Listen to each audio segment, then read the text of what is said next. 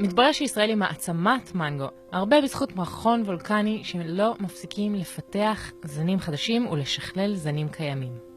אנחנו נמצאים עכשיו בחלקת האוסף של זני המנגו, שהיוו לפה במשך עשרות שנים מרחבי העולם.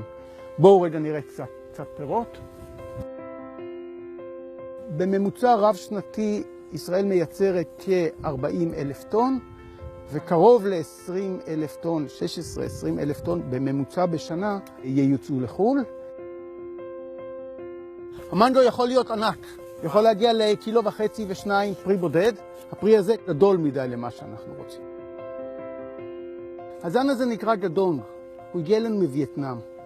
הוא קטן, הוא צבעוני רק במידה, יש לזה ריח ארומטי מאוד מאוד חזק. יש לזה טעם של מיץ פירות טרופי, הוא מעולה. למי שאוהב מנגו, למי שמוכן לטעם השני. כמו להיות איזה חוף קריבי. הצרכן מחפש פרי כזה, פרי בגודל של כחצי קילו, צבעוני מאוד, יפה מאוד, טעים אבל עם טעם יחסית עדין. הריח צריך להיות נעים אבל עדין, לא מאוד מאוד חזק. וכמובן האיכות הפנימית צריכה להיות מושלמת. אנחנו ניקח את הטעמים המיוחדים שיש בזנים כמו גדונג וננסה להוסיף אותם במידה. הטיפוס הזה הוא לא זן, הוא קנה, נקרא סייבר. היא הבסיס שעליו מרכיבים את הזנים. זה החושחש של המנגו. הקטנות הרבה פעמים, הפרי הוא קטן והוא מאוד מאוד צבעי. האדמה בישראל היא גירנית, עם pH גבוה, ויחסית המנגו מאוד לא אוהב את זה. אותו חנן אופנהיימר שפיתח את המאיה, הוא גם זיהה את הקנה הזאת, נקראת 13-1.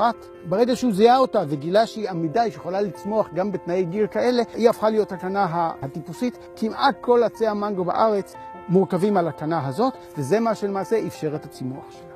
בשיטת ההרכבה לוקחים קנה, שזה הבסיס של עץ שהוא טוב באקלים ובאדמה הישראלית, ומחברים לו ענף של זן שאת הפירות שלו מעוניינים לגדל.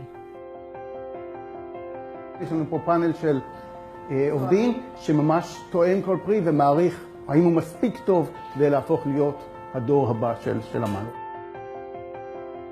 היום העבודה היא באמת לעשות החלאות ולסרוק את הטיפוסים המעניינים. וצריך לזכור שאחד מ-1,000 יהיה מעניין, ואחד מ10,000 או מ5,000 מהטיפוסים במטע יהיה יותר טוב בכל התכונות מהזנים הקיימים היום.